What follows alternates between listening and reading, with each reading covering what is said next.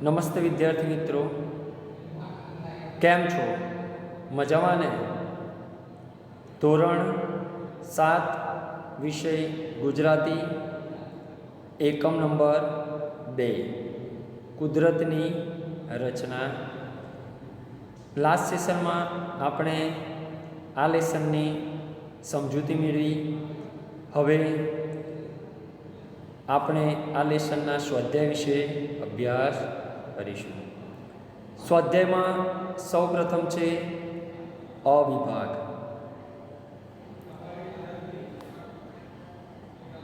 નીચે આપેલા પ્રશ્નોના એક વાક્યમાં ઉત્તર લખો. ઉત્તર એટલે જવાબ, આન્સર.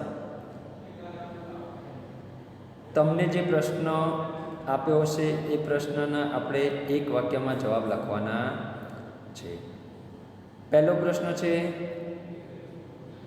નદી કાંઠે કોણ કોણ ફરતા હતા? એનો જવાબ છે, નદી કાંઠે રાજા ભોજ અને કવિ કાલિદાસ ફરતા હતા. આપણે કાવ્યની શરૂઆતમાં જ જોયું કે રાજા ભોજ અને કવિ કાલિદાસ બંને ફરવા નીકળે છે અને ફરતા ફરતા નદીના કાંઠે પહોંચે છે.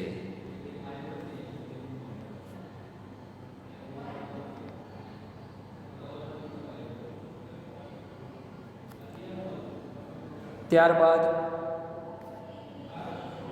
બીજો પ્રશ્ન જોઈએ તો, વેલાઓ પર કયા ફળ લાગેલા હતા?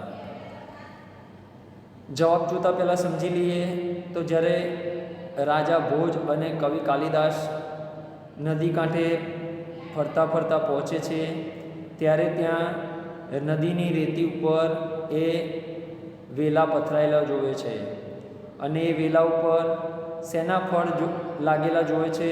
તો તરબૂચ અને સકરટેટીના મોટા મોટા ફળ વેલા પર લાગેલા હોય છે. તો જવાબ શું બનશે?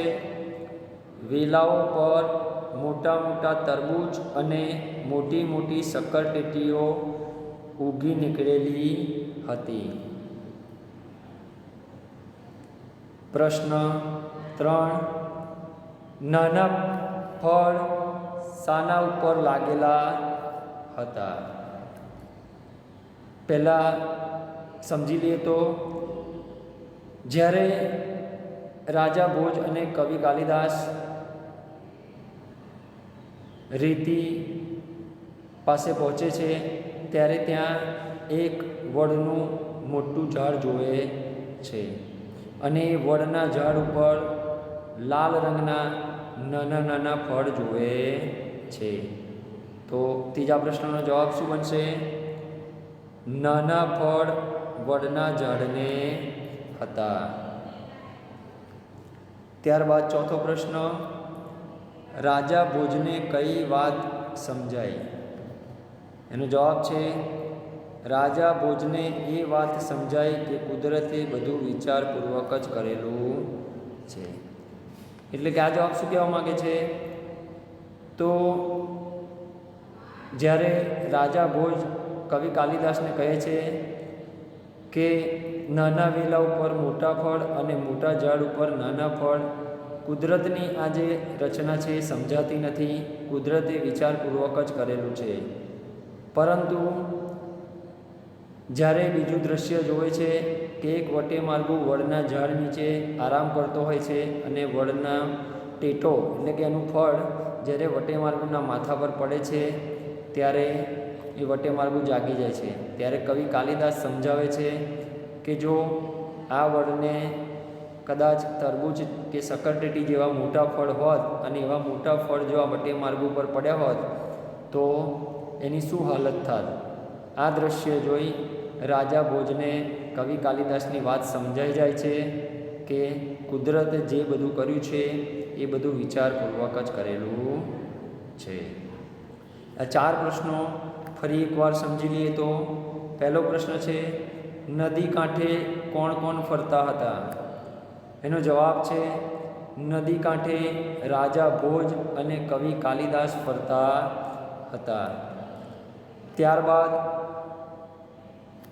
બીજો પ્રશ્ન, વેલાઓ પર કયા ફળ લાગેલા હતા? એનો જવાબ છે વેલાઓ પર મોટા મોટા તરબૂચ અને મોટી મોટી શક્કરટેટીઓ ઉગી નીકળેલી હતી. ત્રીજો પ્રશ્ન, નાના ફળ શાના ઉપર લાગેલા હતા? એનો જવાબ છે નાના ફળ વડના ઝાડને હતા. ચોથો પ્રશ્ન છે, રાજા ભોજને કઈ વાત સમજાઈ? એનો જવાબ છે રાજા ભોજને એ વાત સમજાય કે કુદરતે બધું વિચારપૂર્વક જ કરેલું છે. ત્યારબાદ હવે આગળ આ વિભાગ નીચે આપેલા પ્રશ્નોના સવિસ્તાર ઉત્તર લખો.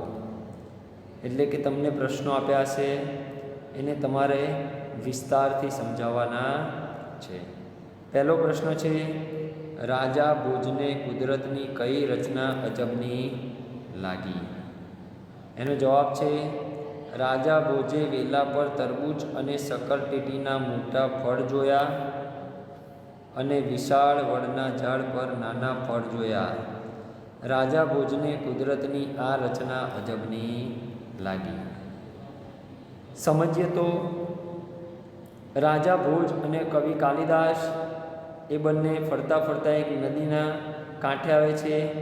ત્યાં એ રેતીમાં વેલા પથરાયેલા જુએ છે અને એ વેલા જે હોય છે એની ઉપર તરબૂચ અને શક્કરટેટીના મોટા ફળ હોય છે અને વેલાની પાસે એક વિશાળ વડનું ઝાડ હોય છે અને એ વડના ઝાડ ઉપર ખૂબ નાના નાના ફળ જોવે છે.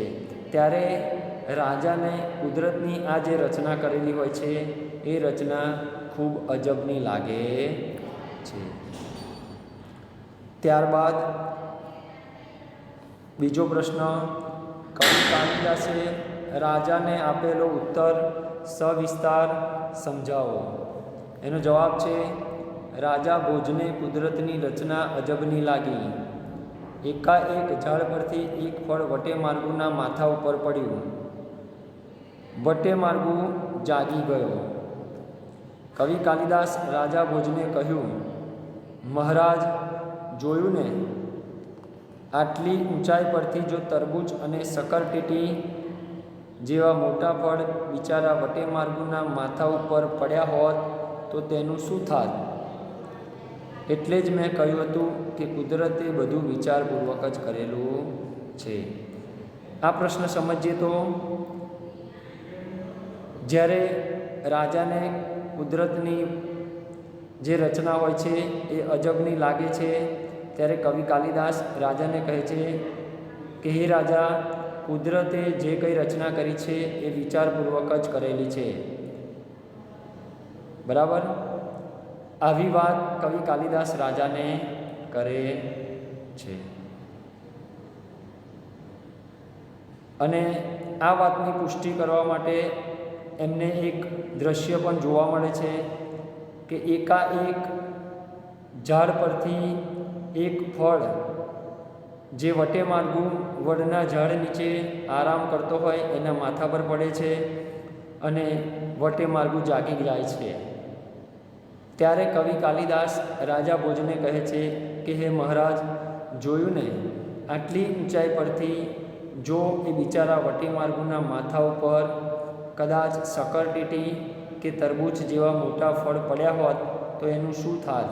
એટલા માટે જ મેં કહ્યું હતું કે કુદરતે જે રચના કરી છે એ બધું વિચારપૂર્વક જ કરેલું છે.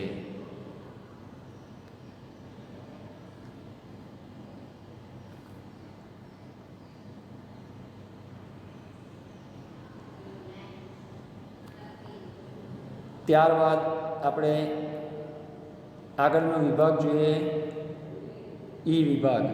નીચે આપેલા વાક્યો ખરા છે કે ખોટા તે લખો. એટલે અમને અહીંયા તમને વાક્યો આપ્યા હશે. એ વાક્ય આ લેશનના આધારે જણાવવાના છે આપણે કે આ વાક્ય ખોટા છે કે ખરા છે. પહેલું વાક્ય છે, રાજા ભોજ અને કવિ કાલિદાસ રાજમહેલમાં ફરતા હતા. આ વાક્ય સાચું છે વિદ્યાર્થી મિત્રો? ના, ખોટું છે. તો બરાબર અહીંયા લખવાનું ખોટું. કેમ ખોટું છે? કારણ કે રાજા ભોજ અને કવિ કાલિદાસ એ ક્યાં ફરતા હતા? નદીના કાંઠે. રાજમહેલમાં નહોતા ફરતા, એ નદીના કાંઠે ફરતા હતા.